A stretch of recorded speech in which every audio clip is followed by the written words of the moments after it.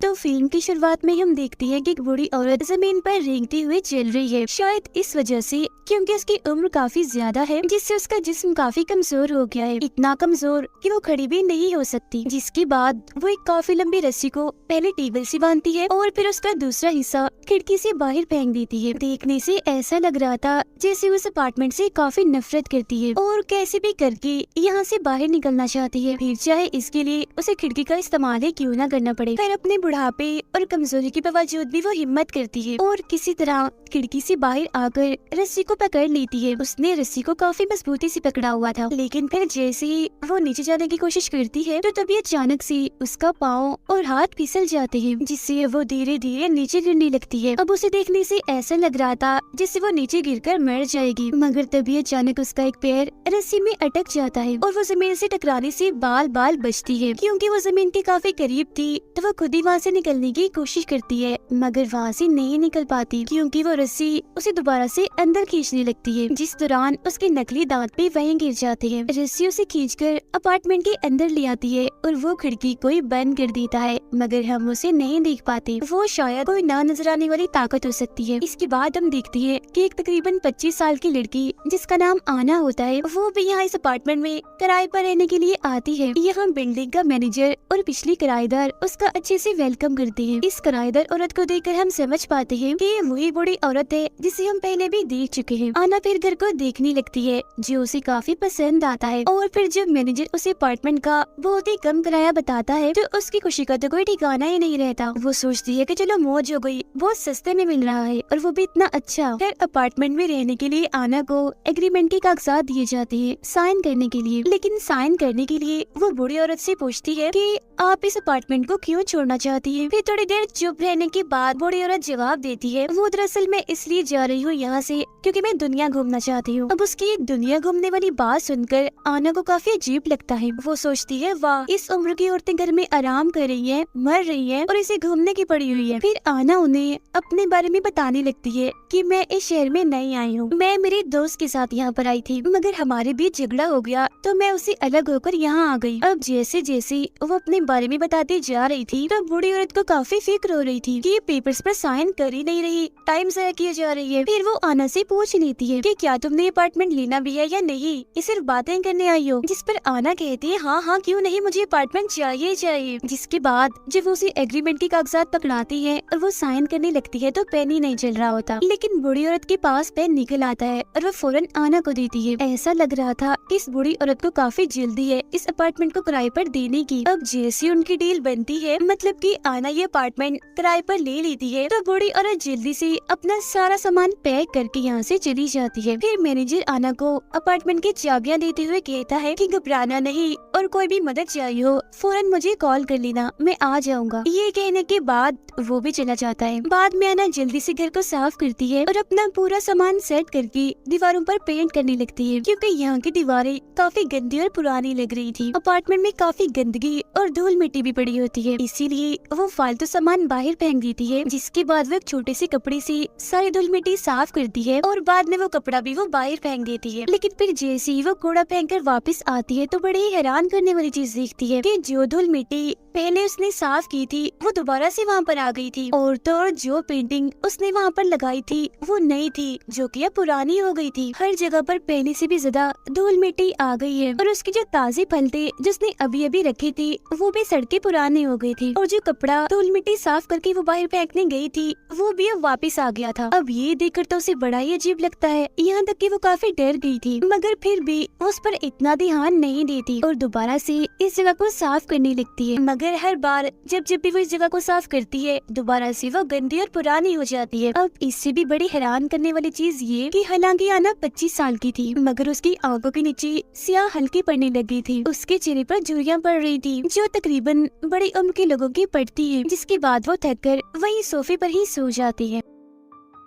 रात को तभी अचानक से रेडियो अपने आप ही ऑन होकर चल पड़ता है, जिससे अना की आंख खुल जाती है और वो फौरन उठकर उसे बंद कर देती है। वो शीशे में देखती है कि उसका चेहरा काफी बदल गया है, मतलब कि अपनी उम्र से वो बड़ी लग रही है। अब ये सारी चीजें उसकी समझ से बाहर हो गई थी, मतलब कि कभी घर का दोबारा से गंदा हो जाना और उसकी उम्र का इतना बड़ा लगना, उसका अचानक से बदलना। वो गुस्सा होकर सीधा जाती है मैनेजर के पास और उसे कहती है कि ये तुमने मेरे साथ क्या किया? वो अजीब सा भूतिया अपार्टमेंट मुझे दे दिया। वो बहुत अजीब है, वहाँ जरूर कुछ न कुछ तो है, मतलब कि कोई आत्मा वगैरह, कोई भूत वगैरह, क्योंकि वो चीजों को दोबारा से गंदा कर देती है। और देखो, उसने मेरा चेहरा भी खराब कर दिया, मेरी आंखों के नीचे स्याह हल्के डाल दिए, झुर्रियाँ डाल दी मुझे। हालांकि मेरी उम्र तो इतनी ज्यादा है भी नहीं जितनी मैं लगने लगी हूँ, इसलिए प्लीज तुम मुझे मेरे एडवांस के पैसे वापस कर दो। जो सुनकर मैनेजर कहता है कि नहीं, मैं तुम्हें पैसे वापस नहीं दे सकता, ये मुमकिन ही नहीं है। जो कहने के बाद वो आना को एग्रीमेंट के कागजात दिखाता है और बताता है कि देखो, इसमें साफ साफ लिखा हुआ है कि पुराना किराएदार नए आने वाले किराएदार से पहले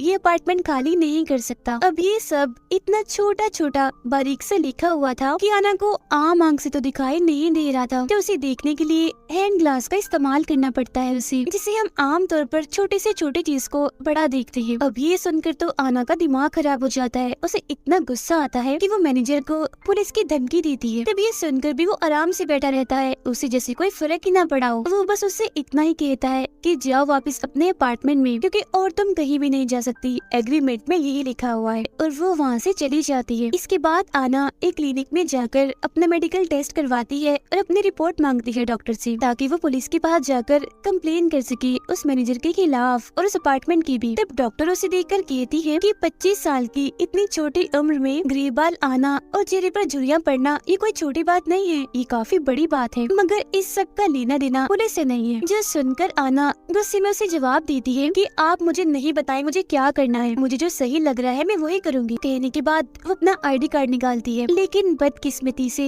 उसकी आईडी कार्ड पर तो कुछ था ही नहीं, क्योंकि वहाँ पर से सब कुछ मिट चुका था। अब क्योंकि आना उस अपार्टमेंट से तंग आ गई थी, इसलिए वो वहाँ जाना नहीं चाहती थी, तो रात गुजारने के लिए वो एक होटल में जाती है, जहाँ का रिसेप्शनिस्ट उसे उसका आईडी कार्ड मांगता है, जो हम जानते हैं कि उसके पास नहीं है, क्योंकि वो तो सारी मिट गई है, तो इसी वजह से उसे ज्यादा पैसे भरने पड़ते हैं। फिर रात को जब वो सो रही थी तो अचानक से उसकी आंख खुल जाती है, उससे उठा ही नहीं जा रहा था, वो काफी कमजोर महसूस कर रही थी। और तब एक बड़ी हैरान करने वाली बात सामने आती है कि वो अभी काफी बूढ़ी औरत बन गई है, जो तकरीबन 80 साल की है। उसके चेहरे, हाथ, पैरों पर हर जगह झुर्रियां पड़ गई है, जाहिर है वो बूढ़ी हो गई है। वॉशरूम में आकर उस बेचारी को खांसी होने लगती है, जिससे तभी अचानक उसके दांत टूट के बाहर गिर जाते हैं। अगले दिन आना दोबारा उसी अपार्टमेंट में जाती है और जाके वहाँ मैनेजर से मिलती है, मगर मैनेजर उसकी ऐसी हालत देखकर हैरान नहीं होता, बल्कि उल्टा वो उसे कहता है कि तुम्हें सारे रूल्स का ख्याल रखना चाहिए था, जिनमें साफ साफ लिखा हुआ है कि तुम बाहर नहीं जा सकते हो। तो अब ये बात सामने आती है कि जो भी एग्रीमेंट पर साइन करता है, अगर वो बाहर जाने की कोशिश करे तो उसकी उम्र बढ़ जाती है, तब तक फिर वो वैसा रहता है जब तक कि वो मर नहीं जाता। इसके बाद मैनेजर उसे ये भी बताता है कि ये अपार्टमेंट बड़ा ही अजीब, बड़ा ही अनोखा है, इसे अकेला रहना बिल्कुल भी पसंद नहीं है, ये चाहता है कि इसके साथ हर वक्त कोई ना कोई रहे, तो यही वजह है कि वहाँ पर किराएदार का होना जरूरी होता है। अब मैनेजर से बात करने के बाद आना वापस से अपने कमरे में चली जाती है, यानी उसी अजीब भूतिया कमरे में। कुछ देर के बाद मैनेजर को एहसास होता है कि मेरी माचिस यहाँ पर नहीं है, वो गायब है। उसे लगने लगता है कि जरूर वो आना उठा कर ले गई है, इसलिए वो जल्दी से उसके अपार्टमेंट की तरफ जाता है और देखता है कि उसका दरवाजा तो अंदर से बंद है।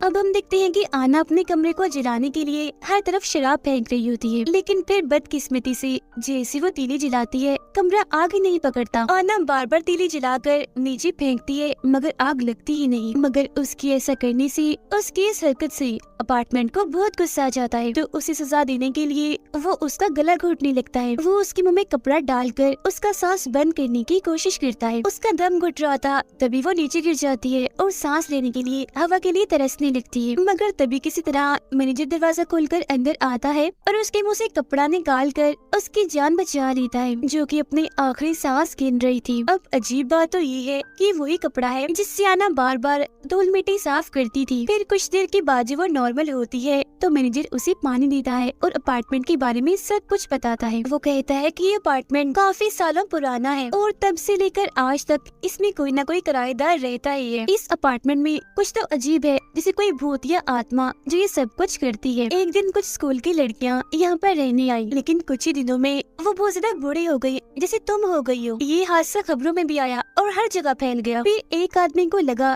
कि यहाँ पर कोई भूत, कोई आत्मा है, इसीलिए उसने यहाँ पर जादू करने की कोशिश की, मगर वो अपने प्लान में कामयाब नहीं हुआ। उल्टा बड़ी अजीब तरीके से उसकी मौत हो गई, जिसका मतलब ये है कि इस अपार्टमेंट में जो कोई भी चीज है वो बहुत ही खतरनाक है और यहाँ पर कोई भी किसी भी किस्म की छेड़छाड़ वो पसंद नहीं करती। यही वजह है कि गवर्नमेंट ने भी इस अपार्टमेंट के बारे में सोचना बैन कर दिया है और इसे बस खुफिया ही रखा हुआ है। पुलिस भी यहाँ पर आने से डरती है, इसके खिलाफ कोई भी एक्शन वो नहीं लेती। फिर जब मैनेजर वहाँ से जा रहा होता है तो वो उसे मशवरा देता है कि अगर तुम्हें अपनी जान इस अपार्टमेंट से छुड़वानी है तो कोई नया किराएदार ढूंढ कर लाओ, क्योंकि तुम्हारे पास ये एक चारा है जिससे तुम यहाँ से निकल सकती हो, वरना इसके अलावा यहाँ से तुम नहीं निकल सकती। आगे हम देखते हैं कि आना तैयार होकर अपने दोस्त के पास जाती है उसे मदद मांगने के लिए, लेकिन जाहिर है वो बूढ़ी हो गई थी, इसलिए वो उसे पहचान ही नहीं पाता। वो उसे अपनी पहचान बताने की भी कोशिश करती है कि मैं हूँ, मुझे पहचानो आना, मगर उसे ऐसा लगता है कि बूढ़ी औरत शायद ये कहना चाहती है कि मैं आना की दादी या फिर नानी हूँ। और फिर तभी इधर उसके दोस्त की वाइफ आ जाती है, क्योंकि उसने शादी कर ली थी, वो उसे लेने आई थी। यहाँ उसके सामने ये बात आती है कि ये दोनों भी अपने रहने के लिए किराए पर घर ढूंढ रहे हैं। अब हालांकि उसके पास ये अच्छा मौका था कि ये उन दोनों को अपना अपार्टमेंट देकर अपनी जान छुड़वा ले, मगर वो कुछ नहीं कहती, चुप रहती है और उन्हें वहाँ से जाने देती है। फिर अब रात को आना जब सो रही थी तो दोबारा से रेडियो चलने लगता है और वहाँ की कुछ चीजें अपने आप ही चलने लगती है। ऐसा लग रहा था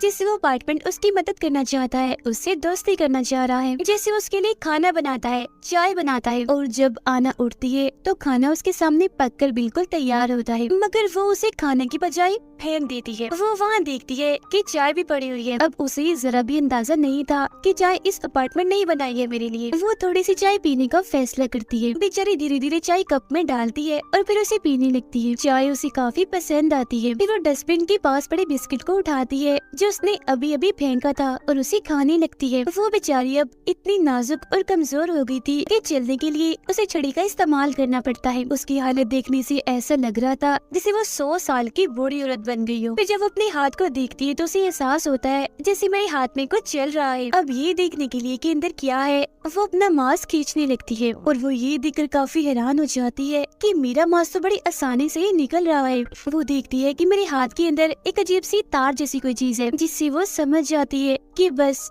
वो टाइम आ गया है जब मुझे इस दुनिया को छोड़कर जाना है, मतलब कि मेरी मौत का टाइम। इसीलिए वो मैनेजर को अपने पास बुलाती है।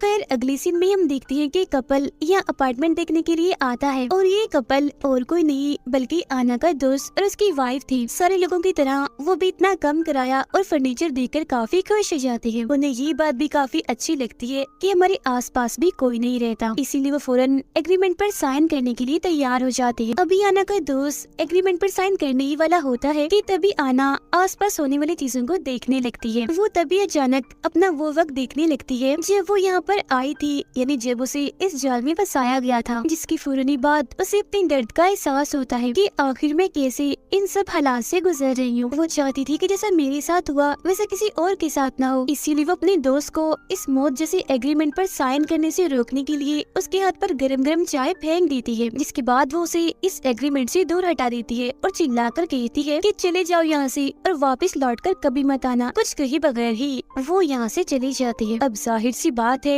वो तो चले गई थी, तो इसका मतलब साफ था कि आना ने अपने यहाँ से निकलने का आखिरी मौका भी खो दिया है। हालांकि अगर वो चाहती तो अपने दोस्त से बदला लेने के लिए उसे इस जाल में फंसा सकती थी और अपने कुछ आखिरी बुढ़ापे के दिन वो आराम से सुकून से बाहर गुजार सकती थी, मगर उसने ऐसा नहीं किया क्योंकि अभी भी उसके दिल में अपने दोस्त के लिए प्यार और इंसानियत बाकी है। उसने यहाँ पर खुदगर्जी का मुजाहिरा नहीं किया बल्कि अपने दोस्त को बचाया। ऐसा करके उसने अपनी जिंदगी की कुर्बानी ही दी है, क्योंकि वो कैसे भी करके इस मनूस अपार्टमेंट का खात्मा करना चाहती है। अब ये देखकर वो मैनेजर भी काफी हैरान रह जाता है। फिर जब मैनेजर वहाँ से जाने लगता है तो आना उसे कहती है कि जाते जाते मेरा एक काम कर दो, तुम दरवाजे को बाहर से लॉक कर देना और फिर कुछ सालों तक यहाँ लौटकर वापस मत आना, क्योंकि मैं इस अपार्टमेंट का खात्मा करने की कोशिश करूंगी। क्योंकि साथ ही साथ उसका मानना ये था कि अगर कोई यहाँ पर नहीं आएगा तो इस अपार्टमेंट का जो साइकिल बना हुआ है लोगों को मारने का, बर्बाद करने का, वो खत्म हो जाएगा। मतलब ना लोग बूढ़े होंगे और ना मारे जाएंगे, और अगर एक किस्म का यहाँ कोई शराब है वो भी टूट जाएगा। जो भी आत्मा भूत इस अपार्टमेंट में हुई वो भी मर जाएगी। अब मैनेजर उसकी इस बहादुरी की तारीफ करता है और उसे गुड बाय कहकर वहाँ से चला जाता है। उसके जाने के बाद हम देखते हैं कि आना अब इस अपार्टमेंट में बिल्कुल अकेली है। ना तो यहाँ पर उससे मिलने कोई आएगा और ना ही उस बेचारी में इतनी ताकत है कि वो सीढ़ियाँ उतरकर नीचे जाए। उसकी हालत देखकर ऐसा लग रहा था जैसे उसके मरने का टाइम आ गया है। इसीलिए वो खिड़की के पास जाकर आखिरी बार